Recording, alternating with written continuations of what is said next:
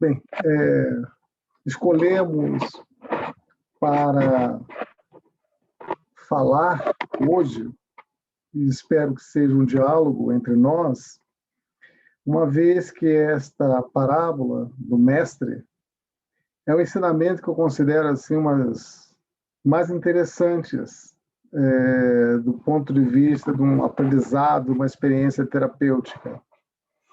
É a parábola dos talentos. E espero que possa chegar aos nossos corações e causar uma reflexão, uma vez que essa palavra ela vem ao encontro das nossas, para preencher as nossas questões íntimas, específicas, existenciais. E hoje eu tenho aqui como minha assistente, colaboradora, Clarissa. Vamos lá. Joana de Ângeles, num livro muito interessante, que tem o nome de Busca da Verdade, mais especificamente no capítulo 7, ela nos traz uma mensagem muito interessante. Ela faz uma análise sobre essa parábola. E, por sinal, ela adota uma linha psicológica altamente eficaz, interessante e instrutiva para nós. E ali, em um trecho, ela fala o seguinte: na arte de contar história, como em todos os seus atos, Jesus foi inescindível. Olha o destaque que ela dá. Ela é insuperável. Tomando de imagens simples e comuns, conhecida e vivenciada por todos, conseguiu penetrar nos arquivos profundos do inconsciente para desmascarar os conflitos e a culpa. Nossa, isso aí só esse trecho aqui já vale como estudo de hoje. Então, Jesus se utilizando de imagens simples e comuns, do cotidiano, da cultura, dos hábitos, dos costumes. Elementos que iriam facilitar o entendimento de um povo rude, de um povo simples, de um povo que estava precisando de algo que o consolasse e, ao mesmo tempo, trouxesse um alívio espiritual. Então, ele ali se utiliza de algo simples, que todos compartilhavam, para penetrar nos arquivos profundos que ele fala do nosso inconsciente, para desmascarar os conflitos, que muitas das vezes está atrelado, tanto conflito quanto as culpas, estabelecendo diretrizes para a conquista da autoconsciência. Ou seja, a partir do momento que eu consigo desmascarar, consigo resolver, entender e administrar os conflitos, as relações conflituosas, as dificuldades que eu tenho de me entender, de me conhecer, de saber da minha potencialidade e viver uma situação de conflito, quando eu resolvo isso, quando eu tenho isso clarificado, eu estabeleço uma diretriz segura para o autoconhecimento, para a autoconsciência, produzindo perfeita identificação entre o ego e o self, né? E uma comunicação entre o ego e o nosso inconsciente profundo. Então, eu acho que Jesus, eu sempre falo, Jesus foi um didata perfeito, um verdadeiro educador, instrutor, que sabia se utilizar e manipular muito bem essas questões, para nos trazer, obviamente, esclarecimentos. Bem, como eu falei, nós temos hoje uma participação especial da Clarissa. A Clarissa, de conivência, ela vai intervir, fazer algumas intervenções e colaborações, na colaboração. Uma vez que ela falou que se identificou muito com esse tema, que Júlia deveria ter pedido para ela falar desse tema. Então, Júlia, da próxima vez, convide ela para ela falar desse tema, viu? Pode deixar.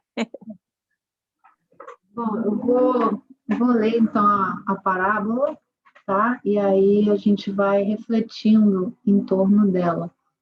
Então, essa parábola, ela está registrada em Mateus, capítulo 25, versículos 14 a 30. E ela começa assim: e também referindo-se ao reino dos céus, né? Porque Jesus, ele estava narrando nesse momento uma série de parábolas e ele já havia então falado previamente sobre o que seria o reino dos céus, né?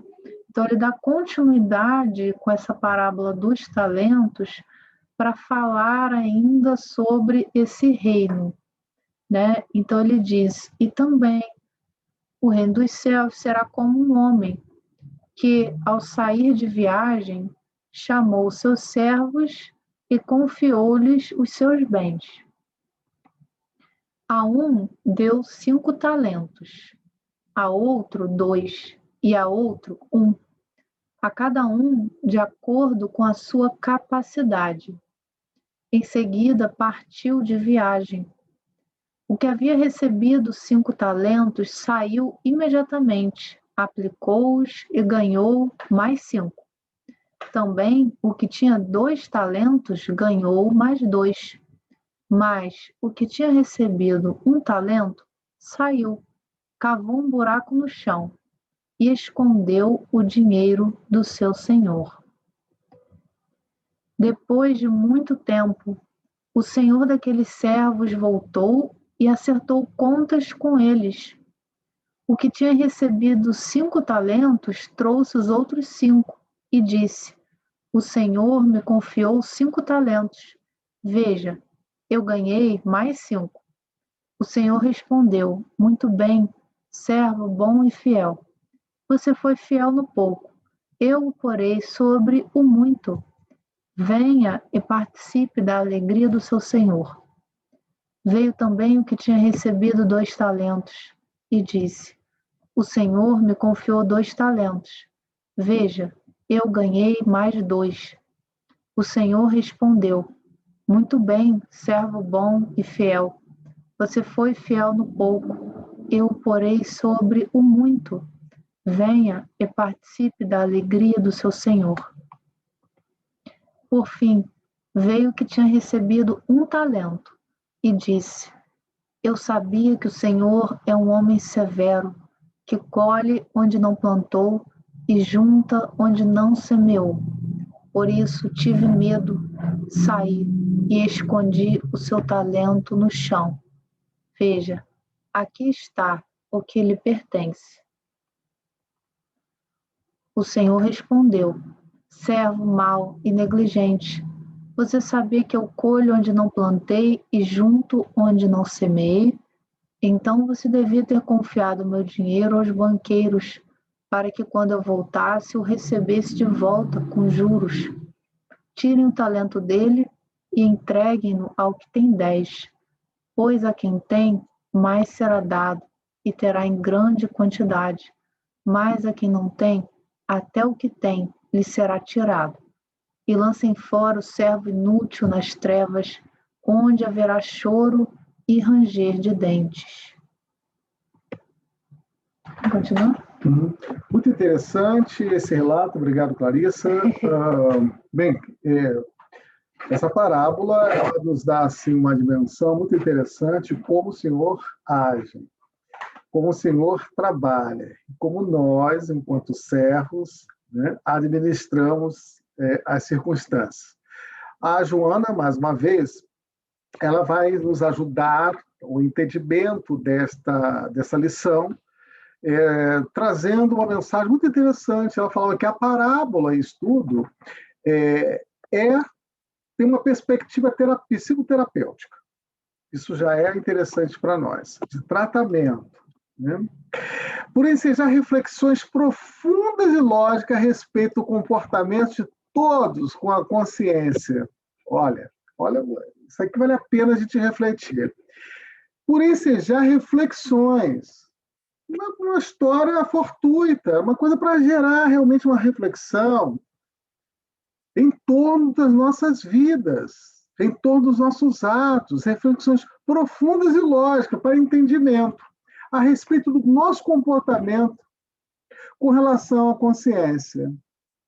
O Senhor ofereceu os talentos, e que sempre, né, o Senhor que ofereceu os talentos, a consciência é o Senhor, né, que ofereceu os talentos e que sempre se encarrega de exigir a aplicação dos recursos ao que são destinados. Aí está falando que a gente tem o livre-arbítrio para tomar as nossas decisões. Né? Que o Senhor, ele confia, olha, vai, faz, trabalha. E aí, a nossa dependência, nós temos independência, nós temos livre-arbítrio para trabalhar, para fazer, para construir. Isso é nos dado, isso é ofertado para nós. Né? Tanto é que ele fala assim, comportamento, a respeito do nosso comportamento de todo com a consciência. Isso talvez é uma exploração com nossa vida. Isso faz com que nós comecemos a raciocinar, a refletir sobre a importância que a gente tem, sobre o que está sendo ofertado para nós. Né? Quer acrescentar? Bem, ainda dentro dessa perspectiva, a Joana vem nos chamar a atenção para um aspecto muito interessante. Todas as criaturas aquioadas, né, são aquioadas com talentos morais e intelectuais. Todos nós, não está falando que é um, que é o mais bonito, o mais gordinho, o mais feio, o mais magrinho. Todos nós temos esses talentos morais. E por talentos morais, aí a gente vê que são as nossas virtudes. São condições em que a gente pode trabalhar para edificar, para construir, para modificar, para transformar, para multiplicar. Talentos esses, morais, intelectuais, dos sentimentos, das aptidões que deve ser aplicado em favor do próprio enriquecimento. Então, quer dizer, não venha com essa dizer que nós somos coitadinhos. Não vem dizer que nós somos pobres sem recursos, com a página de Emmanuel, que a Juna leu muito bem, vem trazer. A gente teme, com a temeridade, não vou lutar, não vou trabalhar. Eu tenho temor, eu tenho medo, eu tenho receio. Quando, na verdade, nós estamos escondendo, em muitas situações, os nossos talentos, as nossas possibilidades. Então, adotamos uma situação, muitas vezes, de ociosidade, alegando que nós somos pobres, como o Emmanuel fala muito bem, pobres de recursos. Né?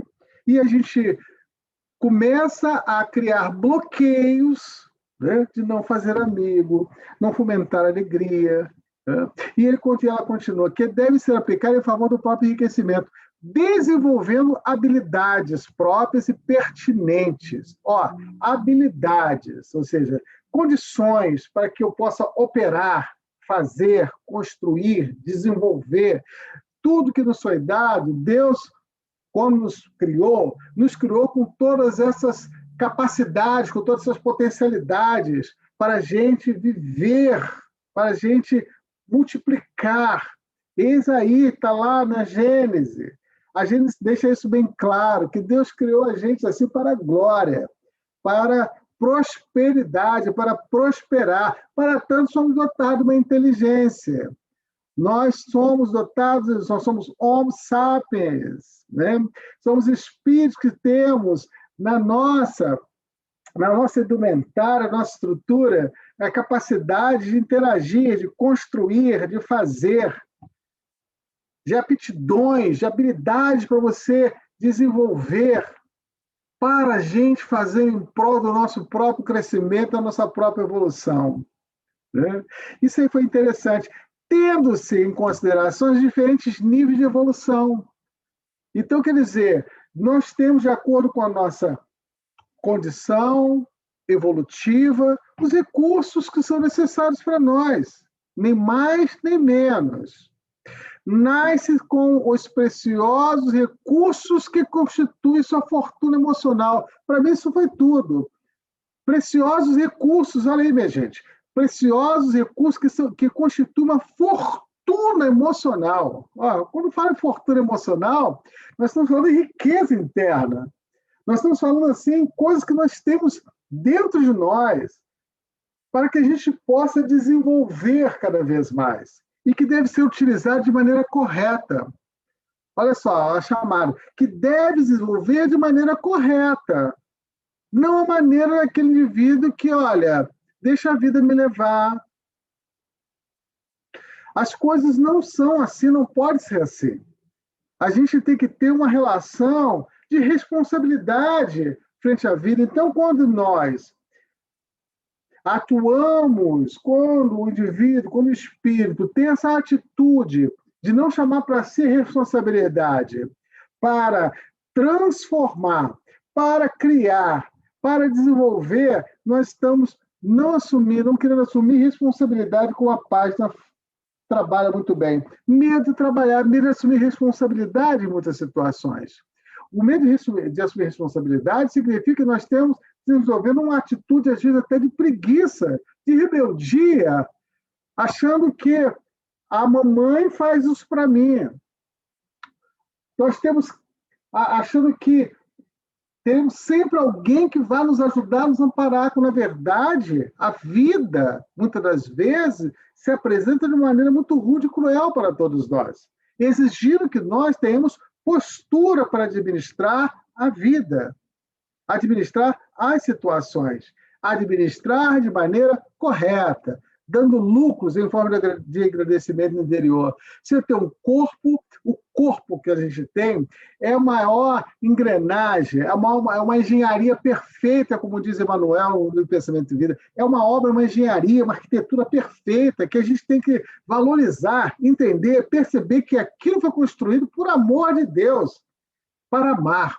Portanto, quando a gente começa a entender esse processo, quando a gente começa a despertar para a nossa consciência que nós temos que ter uma responsabilidade em construir a nossa vida e fomentar coisas boas, é justamente em função disso, é dar lucro. Quando fala dar lucro, é ter efetividade, é fazer com que a finalidade de um ser humano, de um pai, é de ser um bom pai, de uma mãe de ser uma boa mãe. Da mesma forma que uma árvore que existe é para gerar fruto. Aristóteles deixava isso bem claro quando fala a finalidade das coisas, né? Ou seja, tudo que existe na natureza tem uma finalidade, tem um conserto, tem um fim, um propósito. Quando o senhor parte para outro país, deixa os seus bens nas mãos do seu servo.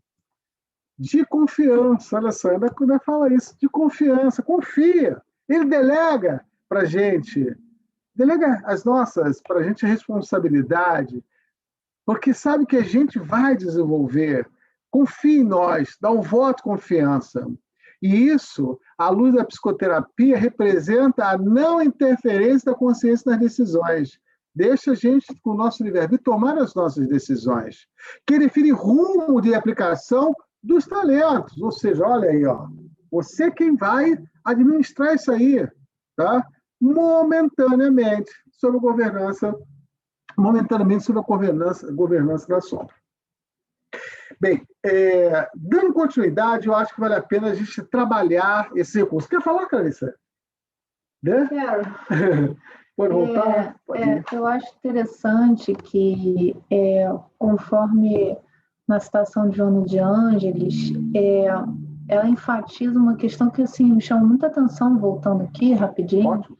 Que ela fala que essa parábola ela toca numa questão muito importante, que é o comportamento de cada um de nós com a nossa consciência profunda, né? Então, que o Senhor ali que oferece os talentos, ele não só representa Deus, mas também a nossa própria consciência, né? Que como até fala, né, no livro dos Espíritos, que a lei de Deus está escrita em nossa consciência, né? Então, essa relação que alguns vão ter daquela consciência de paz, de plenitude, né? Aquelas criaturas que em vida mesmo têm uma paz interior, já desenvolveram uma harmonia, né? Enquanto que a grande maioria de nós ainda experiencia conflitos diversos, dores emocionais, diversas provações. Então, essa relação nossa conosco mesmos, né? Porque se estamos utilizando bem ou mal o que Deus nos deu. E isso às vezes vem muito de outras vidas também, né? Às vezes a criatura nessa existência está já num caminho, né, de fazer um esforço, mas ainda colhendo aquela dificuldade proveniente das vidas anteriores, né? Então isso me chamou muito a atenção da gente ver também essa parábola como a nossa própria relação conosco, né? Cada personagem ali sendo um pouquinho de nós, Isso, né? Do nosso próprio observação. psiquismo. Tá? E dando continuidade, a palavra, tem algumas palavras que são palavras-chave para a nossa reflexão, que falam em talentos, muito importante. Talento, obviamente, Jesus se utilizou de uma medida, né? E que tinha um valor assim muito especial. O talento que Jesus se refere aí não é um dracma, não, hein? Não é uma dracma nem um óculo, não. É talento. Talento é uma medida assim, que era medida em ouro, né? Ou prata, e até bronze. Eram quilos, 20 a 30 quilos, imagina, por um talento. O primeiro ganhou muito, é um valor inimaginável, é uma fortuna. Não foi uma coisa de migalha, não. Foi uma coisa muito intensa. Que o Senhor gosta de agradar mesmo. E até o que ganhou pouco já ganhou muito. Até né? O que ganhou pouco ganhou muito. Porque um talento são quilos e quilos de ouro. Quilos e quilos, né, de prata ou ouro. Deus sempre dá muito, né, para nós. E Deus sempre dá a fartura. Muito bom. Então, imagina, se um ganhou bastante, o segundo muito mais, o terceiro muito mais, quer dizer, um valor inimaginável, incalculável. A cada um segundo sua possibilidade, né? Que ele fala de acordo com as suas competências e possibilidades. E ele fala uma coisa muito interessante: vem, participe da alegria do Senhor, falou para os dois servos. Aquele que, em dado momento, teve essa postura em multiplicar, né, em cuidar, em ter carinho, sabe? Em valorizar as coisas. É tão bonito quando a gente valoriza as coisas que a gente recebe, que a gente ganha, né? No sentido de dar respeito às coisas. Então, eles tiveram assim, uma relação de respeito, de carinho. Olha, essas coisas não podem ser consideradas, desconsideradas. Ser, em dado momento, tira-se uma visão, né, assim, despretensiosa, mas assim, trabalhar com a harmonia, vem participar da harmonia do Pai. E é tão bom quando a gente tem essa integração com Deus, essa integração com nossa consciência, que a gente está com paz com a vida, porque a gente está fazendo bem feito, apesar de todas as dificuldades, apesar de todos os tormentos. Às vezes chove tempestade em nossas vidas. Não pensa você que o indivíduo que trabalha e que multiplicou foi fácil para eles, não. A gente acha que o indivíduo teve muito, então foi fácil dele aplicar. Não. Às vezes as pessoas trabalham com muitas dificuldades. Então, ter essa harmonia interna, harmonia com o Senhor, que ele fala aí, é justamente, olha, estar em paz consigo mesmo. Quanto mais a gente trabalha para domar as nossas más tendências, as nossas más inclinações, manter uma vida saudável, equilibrada, isso faz com que nós criamos situações harmônicas dentro de nós para, em dado momento, administrar melhor a nossa vida, a nossa existência. A alegria do Senhor é a paz na consciência, a harmonia que a gente tem com a nossa vida, né? E aí a gente vê uma outra palavra-chave aí que vai falar assim: tive medo, escondi o seu talento no chão. A Júlia leu, cavou um buraco. Né? E ter medo, cavou um buraco. O Manuel fala assim: cavou um buraco, né? Temeu a luta, se acovardou, né? Teve uma situação ali de, ficou parado, ficou ali naquela estática, ficou na dúvida, né? Se inibiu, ficou tímido.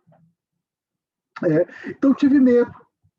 Escondi o seu talento. Eu acho que só essa palavra, só essa frase, essa expressão aqui, a gente poderia falar até meia-noite, que acho que a Juna hoje vai abrir exceção para nós, né? Até meia-noite a gente pode falar que tive medo, porque qual é o medo que nos entorpece? Quais são os medos que, em dado momento, nos limita da gente resolver? O medo que nos amarfanha, o medo que, em dado momento, faz com que a gente tenha esse medo. O medo tem uma característica importante para nossas vidas, que você luta ou você reage, se conserva. Então, mas quando chega o medo patológico, o medo que tem uma sintomatologia de você deixar de fazer por não querer assumir responsabilidade muitas das vezes, ou por achar que você não tem condição, porque às vezes a gente vive em situações que amarfanham a nossa vida. Há vidas que são complexas e difíceis. Emmanuel, nessa página inicial, fala que é pobre de recursos. A gente alega isso. Não, era muito difícil, porque o outro ganhou mais. Então, necessariamente, fundamentalmente, o outro vai multiplicar, ganhou mais. Então, a gente assume uma atitude de inveja. A gente, às vezes, se compara com o outro é melhor. O outro teve mais recurso. O outro nasceu numa família mais abastada. O outro nasceu com condições mais interessantes. Então, a gente fica comparando, né? E fica se situando e a gente nunca faz, nunca se movimenta. Olha, eu vou ser fiel, vou fazer muito com pouco, né? A gente pode adotar essa postura em situações. Olha, se é isso que eu tenho, vou partir então para o trabalho. Vamos partir então, já que eu não vou ficar na lamúria. Há momentos que a gente fica na lamúria, lamuriando a situação, porque meu pai não foi bom para mim. Mamãe também não foi boa para mim. Eu apanhei muito, por isso que eu sou uma pessoa assim, revoltada com a vida, e eu bato também nos meus filhos em função disso. Eu judio dos meus filhos, maltrato as pessoas. Eu sou um chefe tirano porque eu também tinha um chefe tirano. Não é isso, gente. A vida não se deve ser lida dessa forma, nessas condições, nesse parâmetro. Há pessoas que passam sim por dificuldades. Nós passamos sim, temos casos específicos que a gente tem uma leitura de pessoas que nascem em situações complicadas. Quando não com uma doença predestinada que vai viver 5, 6 anos, outros 14 anos. Até 14 anos. Existem doenças que são doenças genéticas complicadas. Realmente, há casos complexos, difíceis, mesmo assim, a Joana de Anjos fala que nós temos que visualizar, ver essas situações como sendo um talento. Até a dor, por incrível que pareça, até a dor pode ser um instrumento de crescimento e evolução para nós. E a gente sabe que a dor é o aguilhão, a dor movimenta, a dor edifica, a dor, quando bem lida e quando bem processada, desenvolve possibilidades e talentos. Há um caso muito interessante que lemos recentemente, né, Clarissa, de um jovem morando numa comunidade bem pobre em São Paulo, que hoje ele está cursando medicina numa das maiores universidades do mundo, que é em Harvard. Como aconteceu isso? É interessante como é que nós somos, às vezes, visitados. A vida nos dá, assim, sinais. Acontecimento aparentemente fortuito. Esse jovem que estava fazendo o segundo grau com muita dificuldade, né? Muita dificuldade. Certa feita, numa formação, no encerramento do curso, um professor de história ia se aposentar. Ele falou que ele é colecionador de histórias tristes. Ele ia muito a enterro de alunos, que alunos já na adolescência estavam saindo da escola, entrando no tráfico, tendo sua vida ceifada, assim, já em tenra idade. E ele queria se aposentar com uma história diferente dessa ao qual ele sempre foi acostumado com 30 anos, 35 anos de magistério. Eis que esse jovem, ele ouviu aquilo repercutiu de uma forma tão forte dentro dele, que aquilo, não sei, chamou a atenção dele e falou assim, gente, eu não quero repetir a história dos meus colegas. Eu quero ter uma história, criar uma história para o meu professor falar de mim. Ter uma lembrança positiva. Olha só como é que uma palavra, uma expressão, tem uma repercussão forte para esse jovem. Esse jovem, ele era, como a Clarissa falou, um analfabeto funcional. Não conseguia ter uma compreensão de um texto, um entendimento de um texto. Nunca tinha lido Machado de Assis, e o texto de Machado de Assis parecia sopa de letrinha, que ele não conseguia entender. Não tinha um raciocínio matemático, um raciocínio lógico. Conhecimento muito parco sobre as coisas, mas um indivíduo muito sofrido pela vida. Sofrido pela vida. Mas, olha, aquela palavra foi a palavra âncora que estimulou ele a pensar. Ele começou a estudar. Ele começou a buscar recursos, buscar ajuda.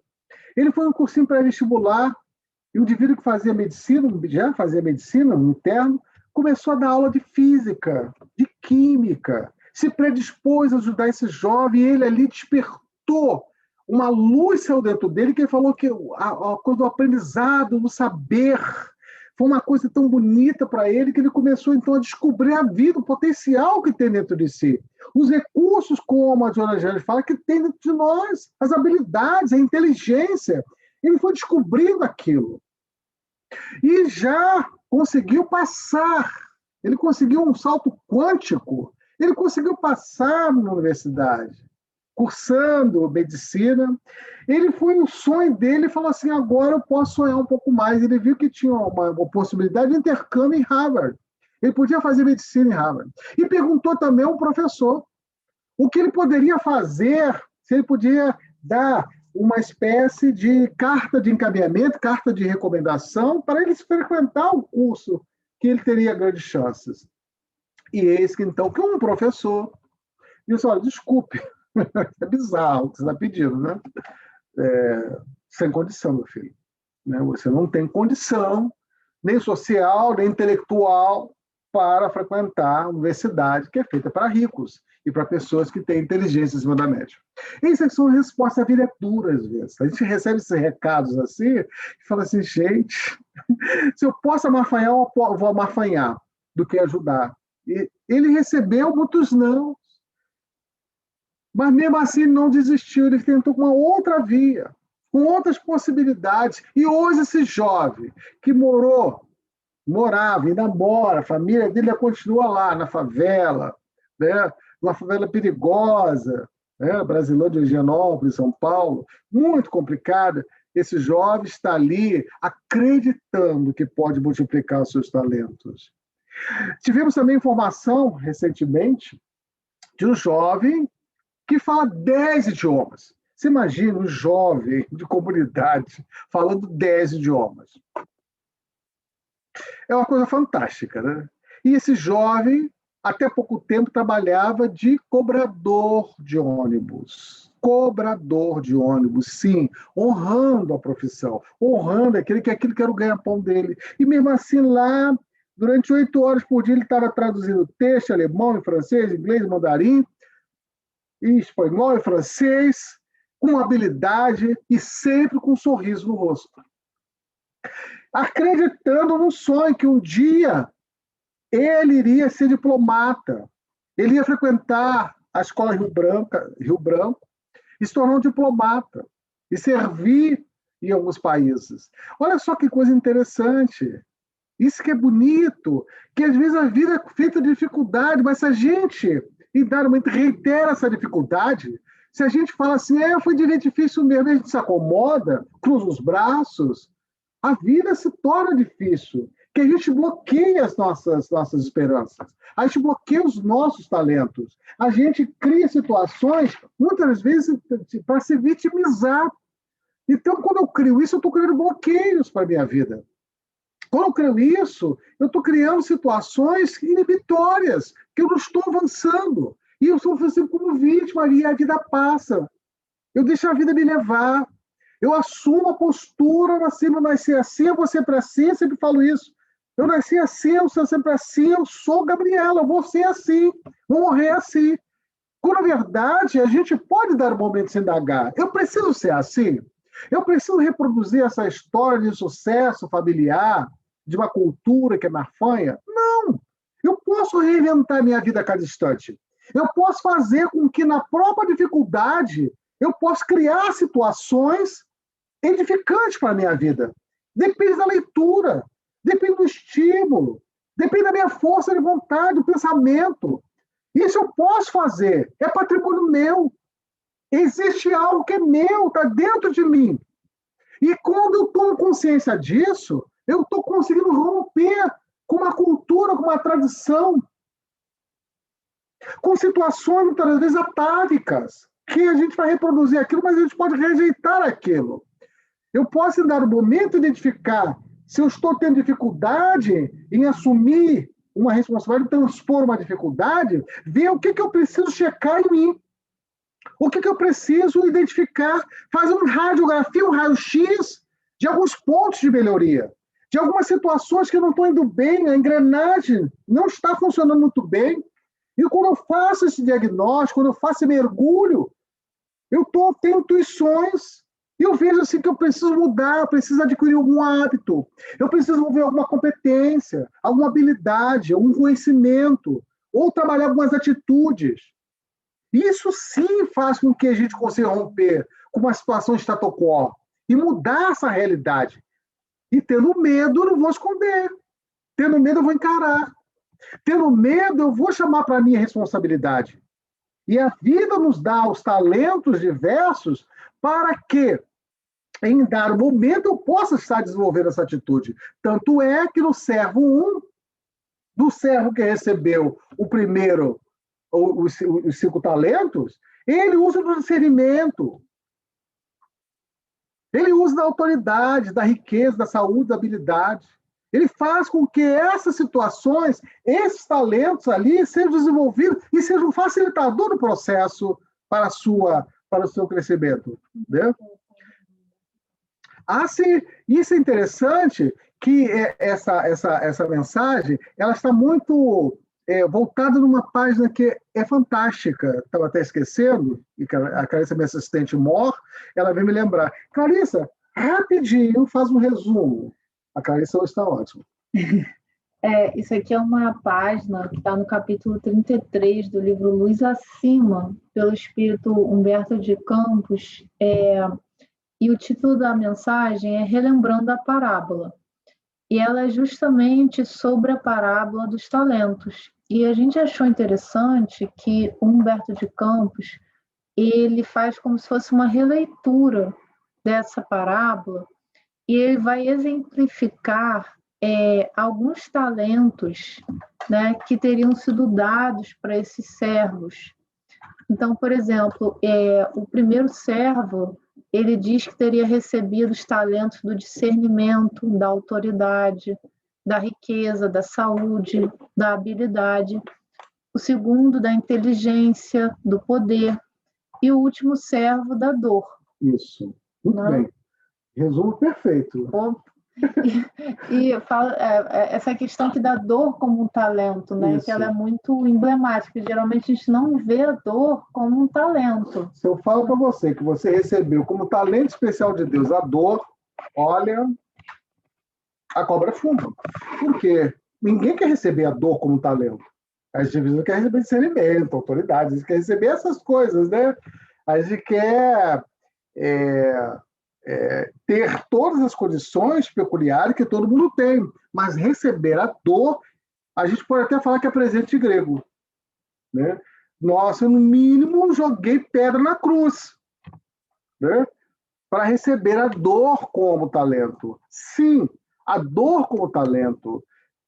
Na mensagem, muito interessante, Humberto de Campos, ele fala que a dor é um processo em que você pode dignificar, que através da sua dor, e você administrando a dor e aceitando a dor, não reiterando a dor, mas aceitando a dor para você administrar, você podia sensibilizar as pessoas, despertar entendimento, despertar recursos inimagináveis da alma, Porque a gente sabe, e a gente tem exemplos fantásticos, de que a dor para muitas pessoas é a mola propulsora, aliás, para todos nós, é a mola propulsora para o nosso progresso, para desenvolver potencialidade e perfectibilidades da alma, talentos, virtudes, qualidades, entrar em estado de excelência para administrar melhor determinadas situações.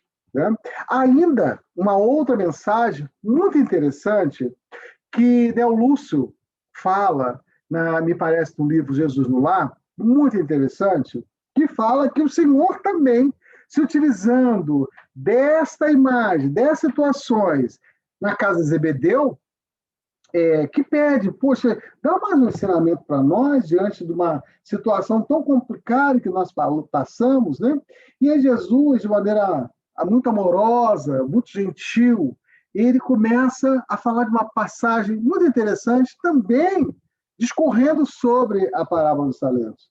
Ele fala o seguinte: benévolo como sempre, e assim o nosso Neo Lúcio fala, vivia o homem em permanente conflitos, acompanhado de miséria, perturbação, sofrimento muito forte.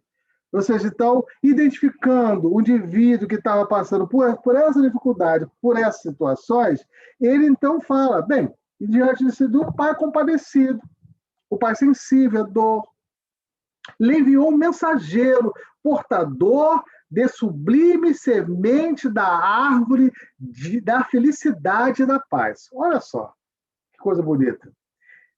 Sensível à nossa dor, sensível à dor, aquele indivíduo que está passando por situações de miserabilidade, conflito, sofrimento. O pai que ama, o pai que entende, que percebe, soberanamente bom e justo, o que ele faz? Né? Ele fica compadecido e envia sublimes sementes, tem um portador que vai enviar sublimes sementes da árvore da felicidade e da paz. Né? Aí fala, desceu um anjo, né, com o régio presente e congregando os homens para a entrega festiva, explicou o vegetal. Olha, ele explicou o que ia acontecer. Né? Que o vegetal glorioso produzia flores de luz e frutos de ouro. No futuro, apagando todas as dissensões, mas reclamava cuidados especiais para fortalecer-se. Olha só, tinha condição. Né? Então, pediu, olha, a única coisa que eu digo é que você tenha cuidado especial, a gente valorizar, cuidar das coisas que a gente recebe, que tudo que a gente recebe é precioso, e a gente tem que dar valor às coisas. A gente tem que procurar dar valor às coisas. Olha só que mensagem interessante. Em germinando, era imprescindível a colaboração de todos. Olha os alertas. Colaboração de todos. Dos cuidados excepcionais, do amor e da vigilância. Cada um zelar, cuidar, ter carinho, ter afeto positivo. As sementes requeriam uma terra, olha, as sementes requeriam terras convenientes, aperfeiçoado sistema de irrigação, olha só as condições. Aperfeiçoado sistema de irrigação, determinada classe de adubo, proteção incessante contra os insetos daninhos, e providências diversas nos tempos laboriosos do início.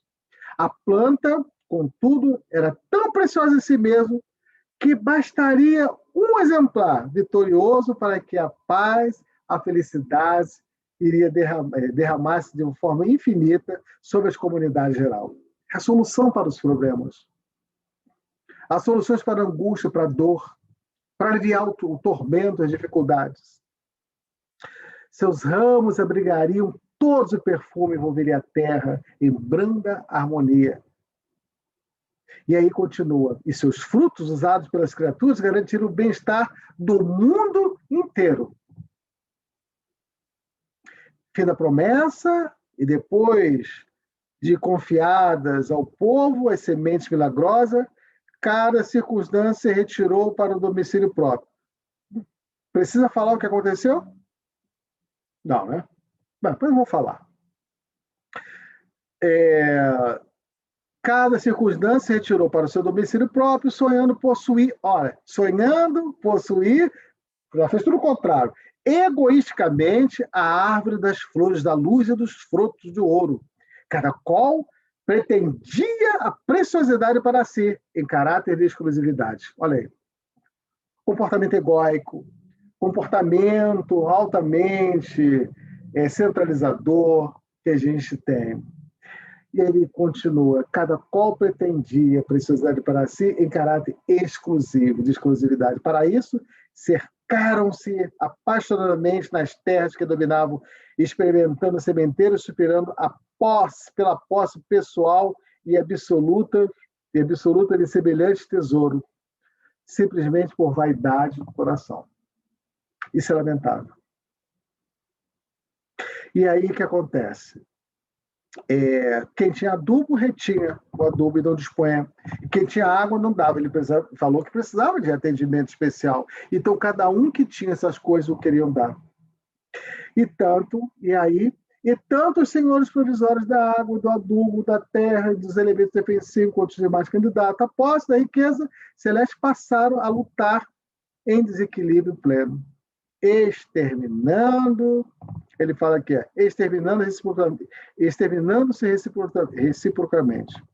O mestre filou um intervalo da curiosa narrativa e acrescentou: este é o símbolo da guerra. Este é o símbolo da guerra.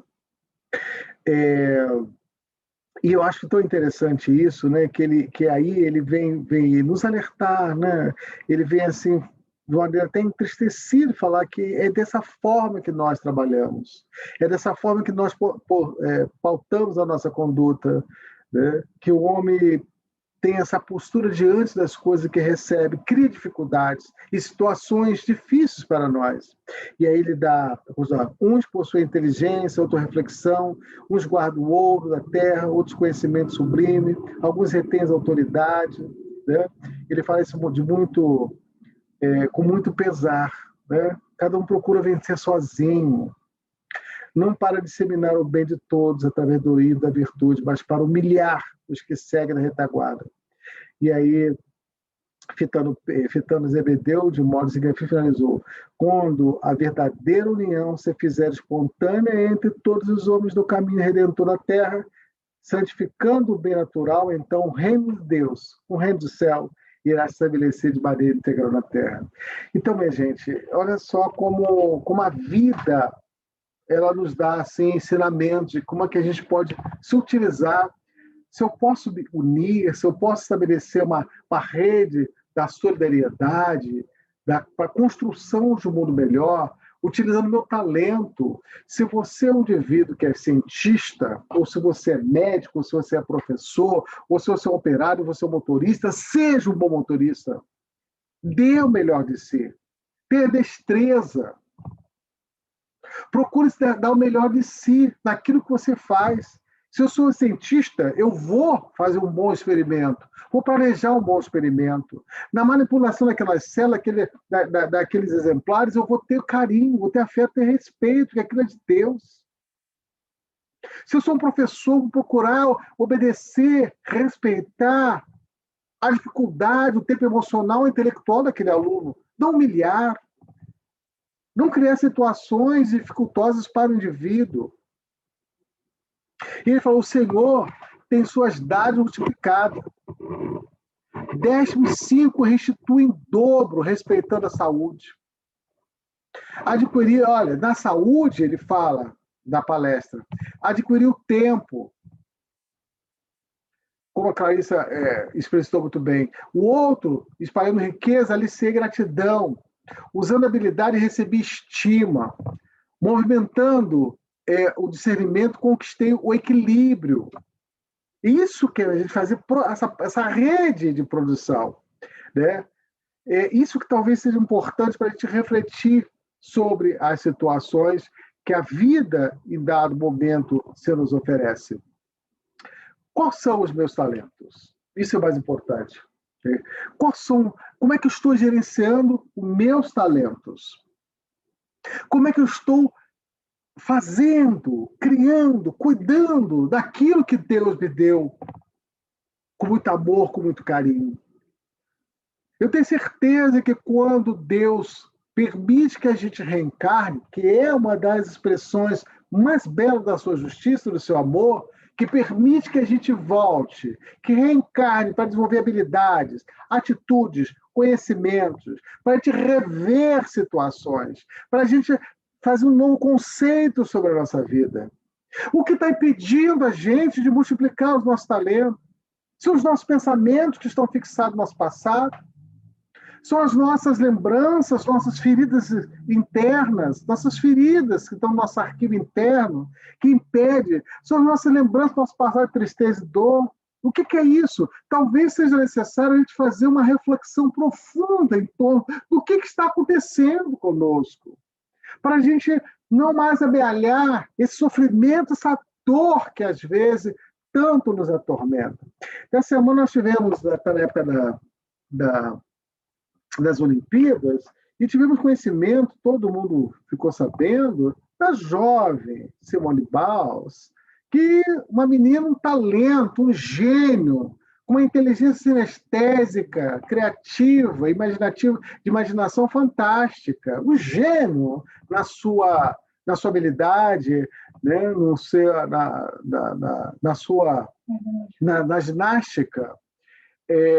Em dar momento, aquilo estava tendo um preço muito alto para ela. Se manter no topo. Estava um preço muito caro, que aquilo estava trazendo tormento e dor para ela. E que ela desenvolveu uma doença, um sintoma muito forte. Face alguns acontecimentos que foi relatar à imprensa de abusos que sofreu na sua dinâmica, no seu trabalho, no desenvolvimento, tanto ela quanto tantas outras jovens, que causou trauma, causou uma marca, uma ferida. Olha, essa jovem falava, andava na rua com medo, com pânico. Imagina o indivíduo ter sua vida ceifada, roubada. Uma vida roubada. Uma vida que está ali comprometida, a ponto de falar assim, olha, isso aqui está me fazendo mal. É uma medalha, traz glória externa, mas internamente não. De que vale, gente? Eu ganhar um mundo e perder minha alma, como diz Jesus? De que vale eu ter glória, dinheiro, bilhões, e daqui a pouco ter o IFAR, deixar tudo aí? E a gente sabe que as famílias brigam por posse. São situações que a gente tem que refletir sobre a vida. Essa jovem, ela foi muito corajosa. Quando tomou atitude, fala assim, não, gente, eu tenho que cuidar da minha saúde. Graças a Deus, está jovem. Ainda pode passar por um processo psiquiátrico, terapêutico forte, para aprender a administrar essas dores que vêm, que cortam, corrói a alma. Como está? E aí vem Gustavo Jung, que vem falar que como nós estamos cumprindo a nossa tarefa. Que o espírito reencarnado, ele tem uma missão, cumprir, tem uma tarefa que lhe cabe da criação. Não estamos aqui apenas para brincar no jardim de infância, na colônia de férias. Isso aqui é um hospital, isso aqui é um educandário, que nós temos que, em dado momento, cumprir com a nossa missão de aprendizado, para tirar todas essas coisas que nos amarfam e nos trazem dores para a nossa alma.